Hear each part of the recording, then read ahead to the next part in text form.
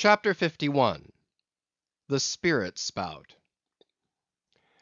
Days, weeks passed, and under easy sail the ivory Pequod had slowly swept across four several cruising grounds; that off the Azores, off the Cape de Verdes, on the Plate, so called, being off the mouth of the Rio de la Plata, and the Carroll Ground, an unstaked watery locality southerly from St. Helena. It was while gliding through these latter waters that one serene and moonlight night, when all the waves rolled by like scrolls of silver, and by their soft suffusing seethings made what seemed a silvery silence, not a solitude; on such a silent night a silvery jet was seen far in advance of the white bubbles at the bow. Lit up by the moon, it looked celestial; seemed some plumed and glittering god uprising from the sea. Fedallah first descried this jet. For of these moonlight nights it was his wont to mount to the main mast head and stand a look out there, with the same precision as if it had been day.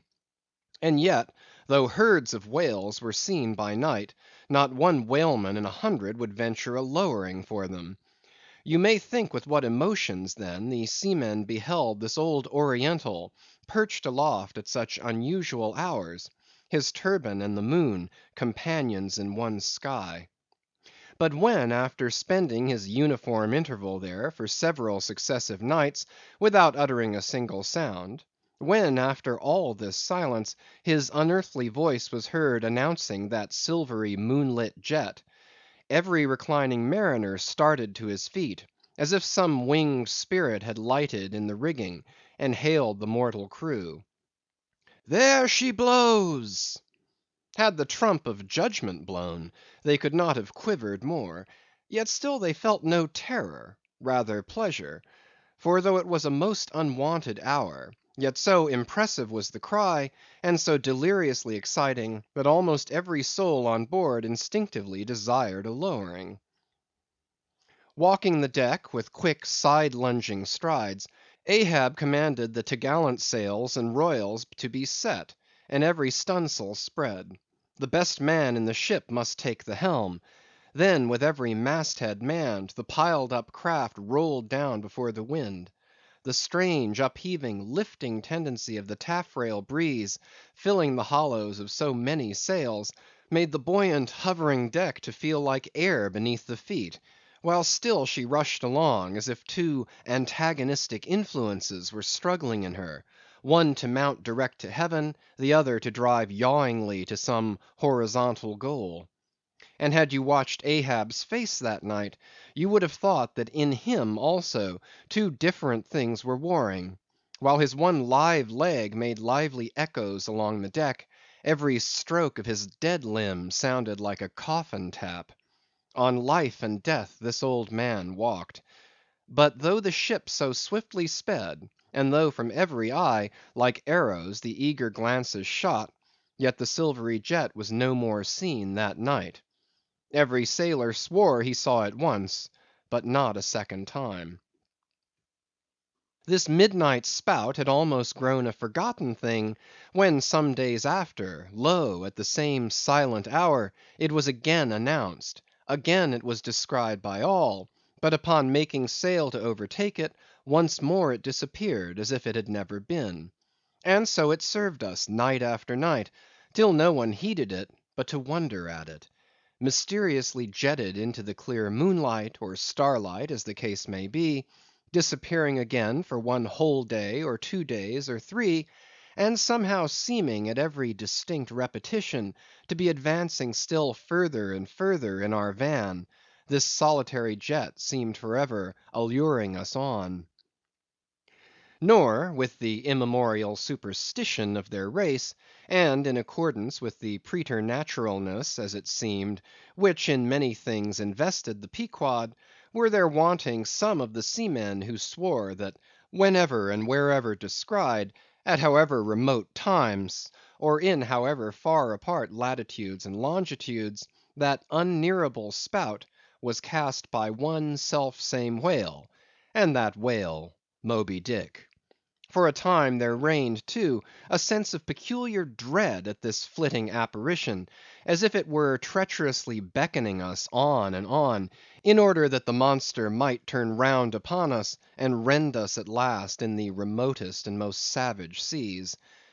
These temporary apprehensions, so vague but so awful, derived a wondrous potency from the contrasting serenity of the weather, in which, beneath all its blue blandness, some thought there lurked a devilish charm, as for days and days we voyaged along, through seas so wearily, lonesomely mild, that all space, in repugnance to our vengeful errand, seemed vacating itself of life before our urn-like prow.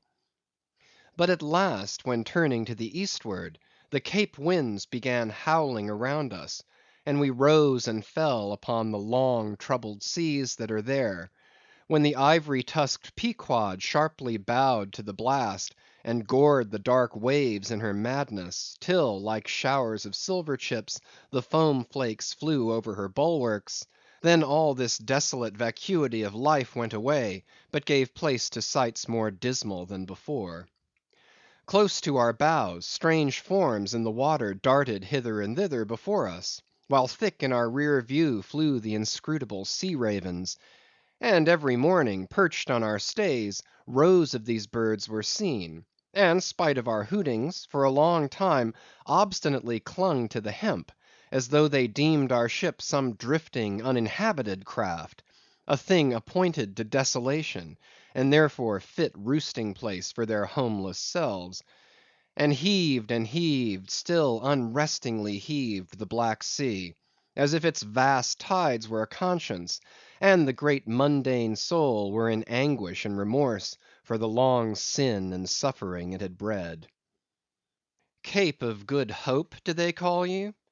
Rather Cape Tormentoso, as called of yore; for long allured by the perfidious silences that before had attended us, we found ourselves launched into this tormented sea, where guilty beings transformed into those fowls and these fish, seem condemned to swim on everlastingly, without any haven in store, or beat that black air without any horizon. But calm, snow white, and unvarying; still directing its fountain of feathers to the sky; still beckoning us on from before. The solitary jet would at times be descried. During all this blackness of the elements, Ahab, though assuming for the time the almost continual command of the drenched and dangerous deck, manifested the gloomiest reserve, and more seldom than ever addressed his mates. In tempestuous times like these, after everything above and aloft has been secured, nothing more can be done but passively to await the issue of the gale. Then captain and crew become practical fatalists. So, with his ivory leg inserted into its accustomed hole, and with one hand firmly grasping a shroud, Ahab for hours and hours would stand gazing dead to windward, while an occasional squall of sleet or snow would all but congeal his very eyelashes together. Meantime the crew, driven from the forward part of the ship by the perilous seas that burstingly broke over its bows, stood in a line along the bulwarks in the waist; and the better to guard against the leaping waves, each man had slipped himself into a sort of bowline secured to the rail, in which he swung as in a loosened belt. Few or no words were spoken, and the silent ship, as if manned by painted sailors in wax, day after day, tore on through all the swift madness and gladness of the demoniac waves. By night, the same muteness of humanity before the shrieks of the ocean prevailed. Still in silence the men swung from the bowlines; still wordless Ahab stood up to the blast. Even when wearied nature seemed demanding repose, he would not seek that repose in his hammock.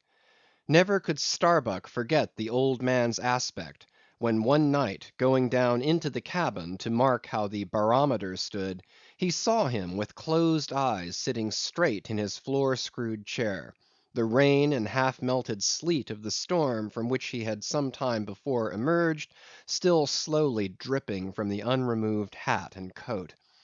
On the table beside him lay unrolled one of those charts of tides and currents which have previously been spoken of. His lantern swung from his tightly clenched hand. Though the body was erect, the head was thrown back, so that the closed eyes were pointed towards the needle of the tell tale that swung from a beam in the ceiling. The cabin compass is called the tell tale, because without going to the compass at the helm, the captain while below can inform himself of the course of the ship. Terrible old man, thought Starbuck with a shudder. Sleeping in this gale, still thou steadfastly eyest thy purpose.